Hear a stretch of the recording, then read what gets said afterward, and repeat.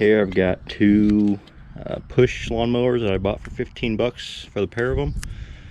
I got a 22-inch weed eater and a 22-inch self-propelled Toro. This one's got a 6.5 horsepower on it. This one right here, this one is locked up currently. But this one is free spinning. So yeah, and the oil in this one, yeah, it's pretty nasty, if you can see that. So I think I'm going to start by changing the oil in this one and see if we can get it freed up. The oil drain plug on this guy, it's actually like a large square bit, and I don't have anything that fits it, so I'm just gonna have to try to do my best and try to dump it out the oil fill hole. So we'll see how this goes.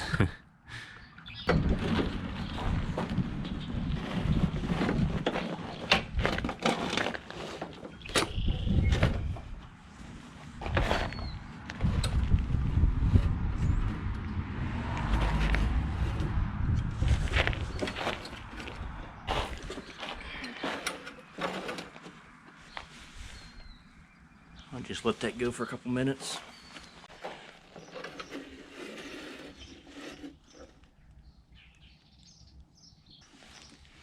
That should be the majority of it.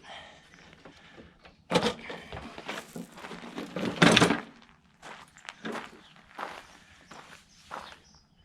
oil that came out doesn't look too bad, actually. I was expecting metal shavings and stuff. So that should be a good sign. Hopefully that means it's just locked up in the cylinder jug instead of the crankshaft.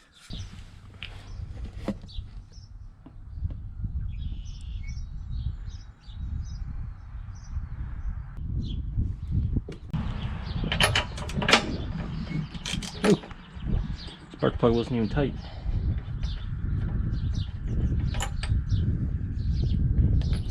I'm gonna squirt some WD-40 in there.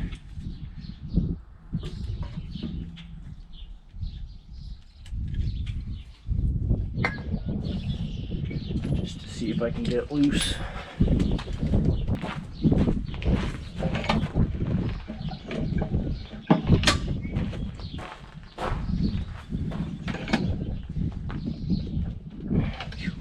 That's locked up pretty good.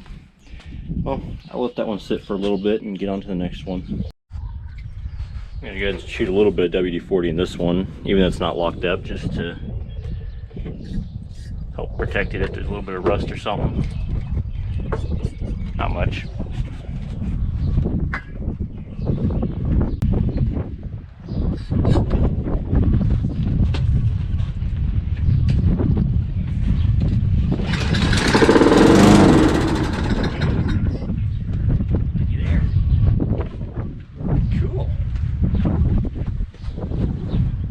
So that means probably bad gas and maybe junked up carburetor and or jets in the carburetor.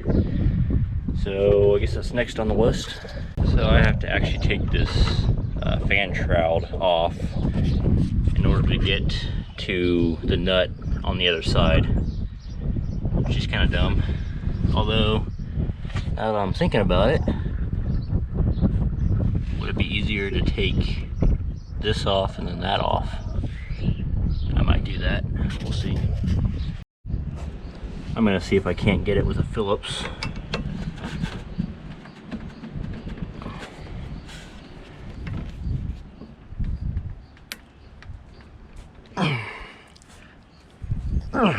Yeah, that's gonna be a no. Try the other one once. Nope. And I can't get a socket up under here, so let me try to take this off once. Oh, that's not 10.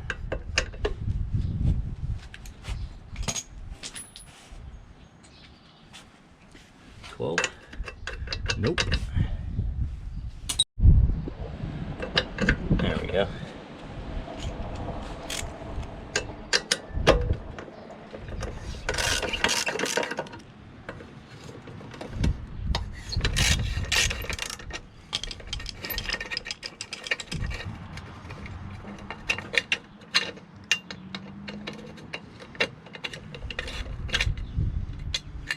that.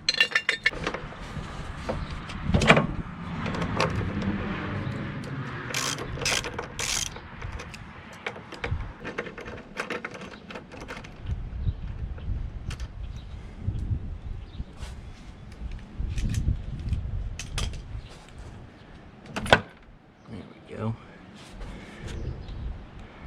Ooh, not sure where that came from. Alright, gas line off. Wait a minute, that's not the gas line. What is that?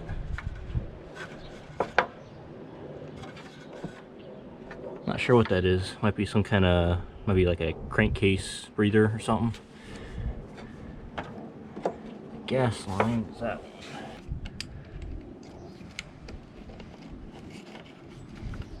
Okay.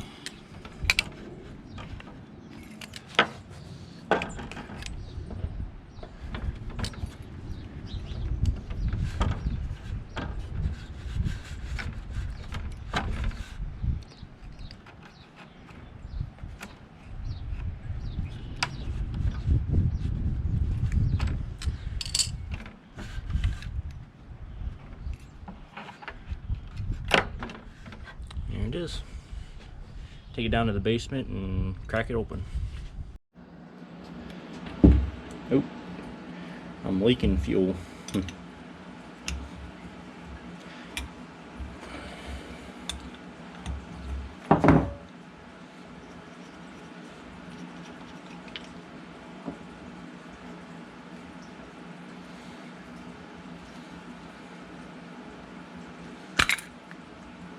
Ooh, that's bad. Let me dump this out real quick. Yeah, so that's, I've never seen a carb that bad, but that's really bad. So I'm gonna have to clean these out for sure. I'll probably boil them. I'm guessing every single jet in this thing is probably clogged. So let me take it apart real quick and I'll get back to you. Alright, so right here I've got a Fry Daddy that I had bought on a garage sale for $1, I think. Specifically for this, for cleaning out carbs and stuff. So what I'm going to try is I'm going to try boiling the water and adding a bunch of Dawn dish soap. Stuff does great with grease and oil and other chemicals and stuff. So yeah, we'll find out what happens. I'm going to make sure it boils real good for probably a solid half hour. I'm not sure about this primer thing, but it doesn't want to come out, and it seems a little bit on the brittle side to begin with, so I don't want to risk breaking it or puncturing it or anything. So I'm just going to try to throw it in, and hopefully nothing bad happens.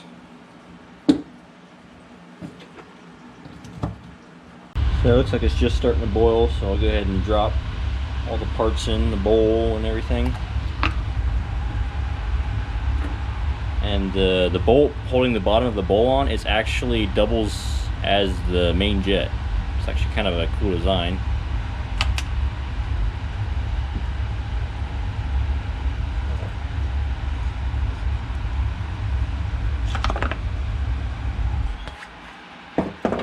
And I'll go ahead and throw the float on top then.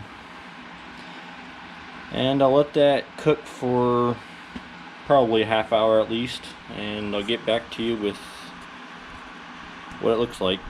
So it's been probably close to 45 minutes now. Float doesn't look a ton better, but that doesn't really matter too much. Let's see other parts that matter. The bowl, it's still got, hang on, let me show it to you. It's still got quite a bit of junk in it, but the junk is mostly free, so I could probably scrape most of that out now.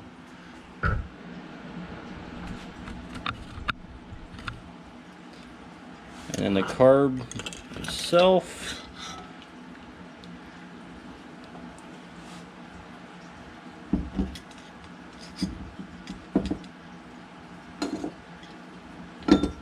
well, honestly I have no idea, so the only way to really figure out if all the passages and everything are clear is to throw it back on and try it out, I guess.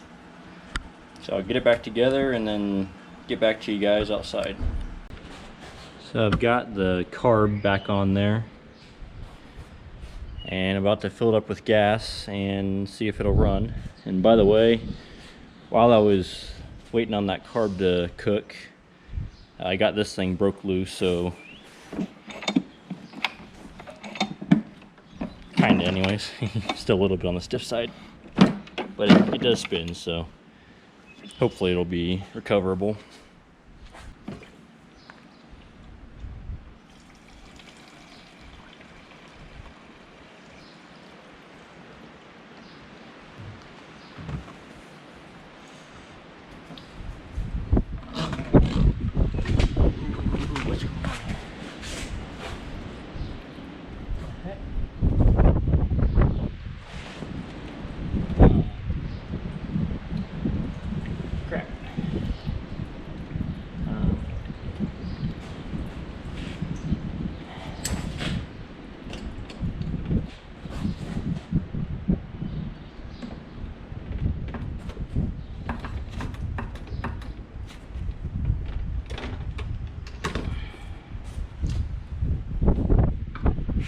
The fuel line's busted.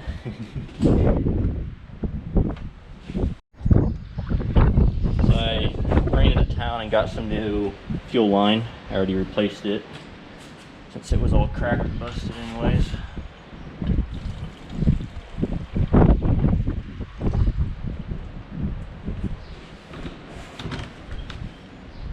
No leaks so far.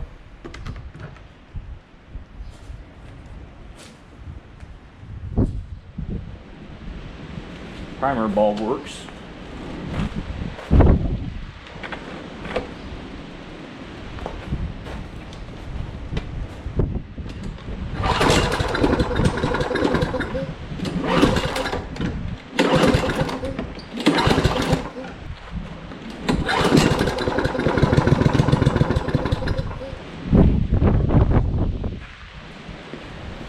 It's kind of trying to.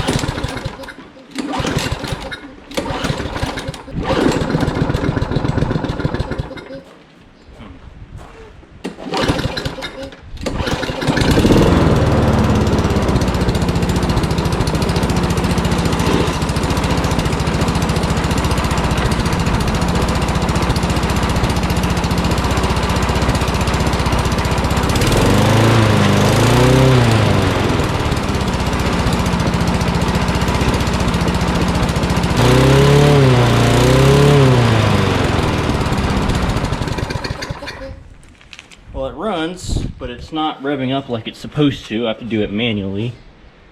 So I'll have to fiddle with that a little bit, see if I can get it to work. Alright, so I think I just missed a linkage on the carburetor throttle thing. Let's try it again.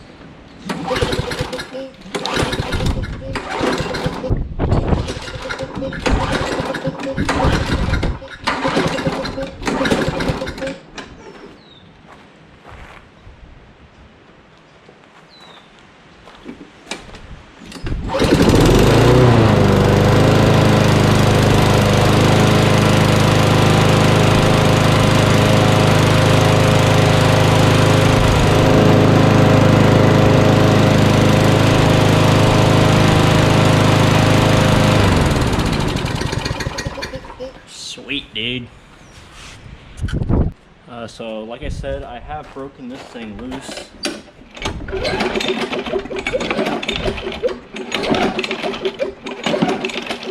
It actually spins over pretty easy now.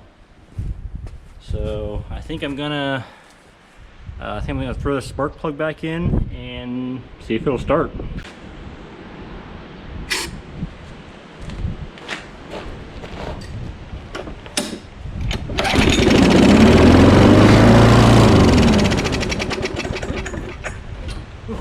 You smell that WD-40 I was squirting in the spark plug hole. Well, that's a good sign. I'm a little bit concerned because there is a little bit of gas in the tank. I tried to pour whatever I could out, but I couldn't get it all. And that stuff's probably been in there for years. Oh, gum. I just spilled gas all over myself. I'm gonna fill it partway up with some fresh gas and see if she'll rip.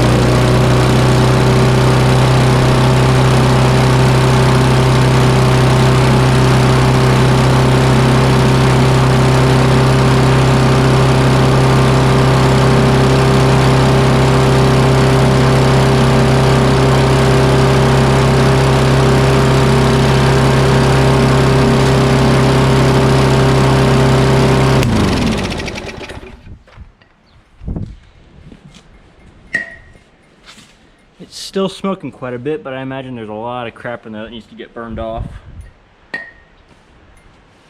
But hey, it runs, so I'm thrilled.